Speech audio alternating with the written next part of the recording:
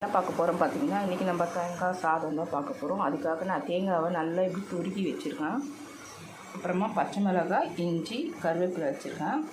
இங்கே கடுகு, கடலைப்பருப்பு வச்சுருக்கேன். இப்போ இதை எண்ணெயில் போட்டுருவோம். எண்ணெய் சூடாகிடுச்சு. பொரிஞ்சதுக்கப்புறமா பச்சை மிளகாய், இஞ்சி சேர்த்துடும் பார்ப்போம். கடுகும் கடலைப்பருப்பும் பொரிஞ்சிச்சு. நம்ம இப்போ இந்த பச்சை மிளகாய், இஞ்சி, கருவேப்பிலை சேர்த்துக்கலாம்.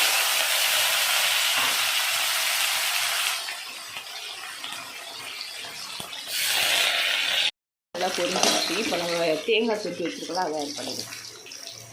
இப்போ இதை ஒரு அஞ்சு நிமிஷம் உப்பு போட்டு கலரி எடுத்துக்கிட்டோம். அவ்வளோதான், நமக்கு தேங்காய் துருவல் ரெடி ஆகிடும். இதுக்கு நான் சைட் டிஷ்ஷெல்லாம் வச்சுருக்கேன்னு பார்த்தீங்கன்னா, இது எக்கு வந்து பாயில் பண்ணிவிட்டு மசாலா போட்டு ஃப்ரை பண்ணி வச்சுருக்கேன். இது சூப்பராக இருக்கும் இந்த தேங்காய் சாதத்துக்கு சைட் டிஷ்ஷாக. ஒரு ஸ்பெஷல் தேங்காய் சாதம்